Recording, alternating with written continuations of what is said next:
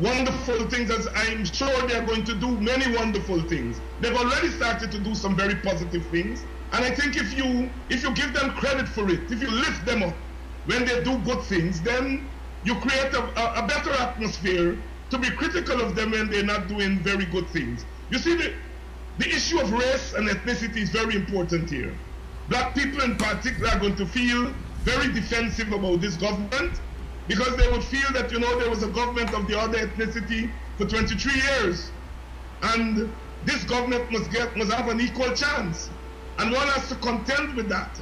But, you know, I think some people like Roel, like myself, who are not in government, but who are supportive of this government, who have worked with this government, will have to use whatever little credibility we have to hammer home the importance of dissent and the importance of critique in a functioning democracy.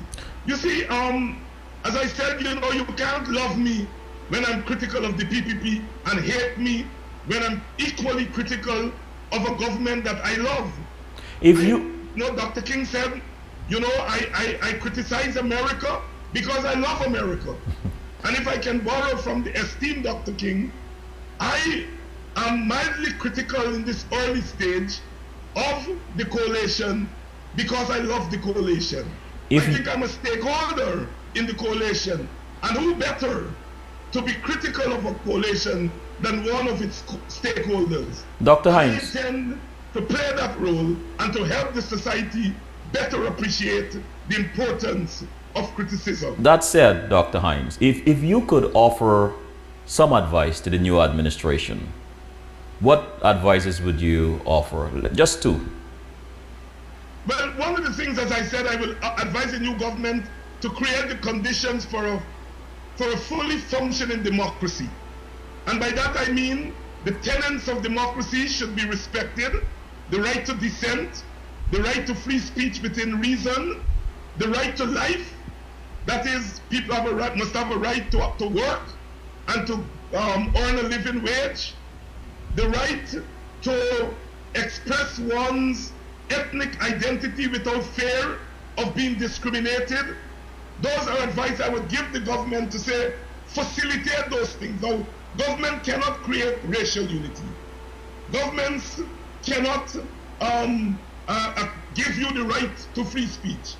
But government can protect the right to free speech. Government can protect the right to dissent. Government can facilitate the conditions under which we can have more healing along ethnic lines. So quite apart from doing the things which government do, which is, you know, building roads, looking after the infrastructure, looking after the defense of the country, the security of the country, etc., I would urge the government to put a lot of attention into facilitating the functioning of a truly participatory democracy. The second thing I would ask the government to do is to make real its promise of a government of national unity. If you look at the elections, half of the population voted for the PPP. Now we cannot have a government of national unity with only half of the population represented. And so therefore, we have to put in place the mechanisms through which the PPP and other stakeholders can begin to play a meaningful role in governing the country. And so I would ask the government to move very quickly on constitutional reform to facilitate the coming into being of a government of national unity. The next thing I would advise the government to do is to pay close attention to the condition of poor people. Only yesterday, this past week, we learned that the unemployment rate in Guyana, especially among young people, is close to 40%. So you're talking about 4 out of 10 young people not employed. No, you cannot run a country like that. And so the government has to make its principal priority putting in place policies aimed at creating employment for people. When you create employment for people, you give them back their pride, you give them back their self-respect, you give them back their dignity. And those things matter a lot to ordinary people. And finally, I would urge the government to pay attention to education. We are not an industrialized society. We do not have all the industrialized bases that other large countries have. But if we can create social capital in terms of a nation that is educated, then we put ourselves in a better position to compete and to survive in a hostile world.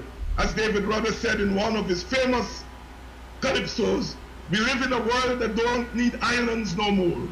And so as island societies, and I say island not in just in the physical geographical sense, but in terms of size and development,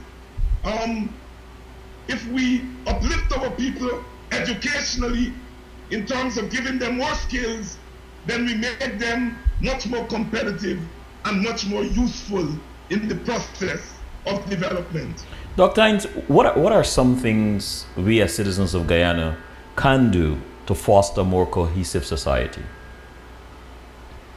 Well, one of the things that we can do, that we talked a lot of, which is that we can hold our government accountable and don't feel pressured into having to defend a government because you support it and defend mediocrity or defend overreach. As citizens, we've got to retake the right to protest and resistance. Secondly, we have to remain constant participants in the political process. You know, we vote and we win and we celebrate, but we've got to do more than that. We've got to become involved in the civic life of the country, in our trade unions, at our workplaces, in our people's organizations, in our villages, in local government, where people in their communities can participate in their own decision making. So I think citizens can take part in increased participation in the political process. And I think if we do those two simple things, retake the right to resist and to protest, even against those who we love, and participate more fully in the civic and political life of the country, then we would be helping ourselves, helping our democracy, and quickening development in the country. You know, time always creeps up on us, Dr. Hinds, but I want to ask you this question. Many are calling for justice for the prosecution of anyone from the previous administration who committed crimes against the people or the state. What are your thoughts on that? I think we have to strike a balance. I think some of these people who have committed heinous acts against the people of the country, we have to let the wheel of justice take its role. I do not agree with witch hunting. I do not believe that we should go and handpick people and go after them. What I think we should do is allow the wheel of justice to turn, allow the system to work, and to bring to justice those who callously took from the people and made themselves into wealthy gods. I think those people have to be brought to justice. But I think we have to be very careful not to appear to engage in witch hunting, because that can send the wrong signal in an ethnically divided society. So I would go for a balance. I would go for no witch hunting, but let justice prevail. Let the justice system work. And lastly, Dr. Hinds, and I apologize in anticipation, I'm not sure if this question here is fair in the short amount of time we have left, but can you describe the Guyana you envision in the next 10 years? In the next 10 years? I think in the next 10 years we're poised to take our rightful place among our Caribbean brothers and sisters and among the community of countries in the world. I think we have the best opportunity with this new government to set Guyana straight. And I have confidence in this new government because I think it is the most representative government Guyana has ever produced. Although it is predominantly supported by Africans, I think the philosophy of the government and the makeup of the government, I think is one that resembles Guyana. And I have always felt that the principal obstacle to development in Guyana is the fact that we could not have a political solution. And I think this government can bring us closer to a political solution whereby all of our peoples of all races and all classes can feel they have a stake. And once you do that, then you're able to create opportunities. I look forward, I hope I live for the next 10 years, that I can see Guyana taking off, not in terms of numbers and economic statistics, but in terms of the improvement of the quality of life of its people, where every little child, every little boy and girl in this country can read and write, can aspire to be what they want to be, where Indians and Africans and Amerindians, Portuguese, Chinese and other mixed ethnicities can look at Guyana and say we may be different ethnically, but we are equal and we are jointly responsible for this country. I think we can achieve that in 10 years. Dr. Hinds has pledged that he wants to make every person in Guyana employable and employed. And I think that is something that we can achieve. It will be a tall order. It will be a great challenge because we are a small society, we are a poor country, and we have to deal with the outer world.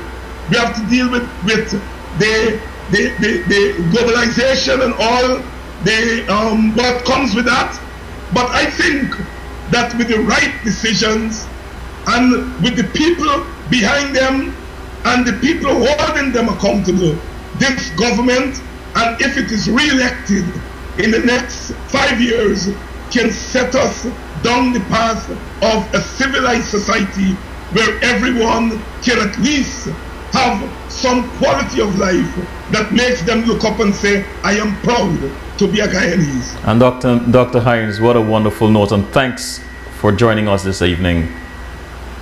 Thank you very much, my brother, and continue to do what you're doing to help to educate our people and to give people like myself a platform to express views which we hope can help to make a difference in the thinking of our people as we embark on this new beginning, this new emancipation in our country. You're welcome, brother, and good night.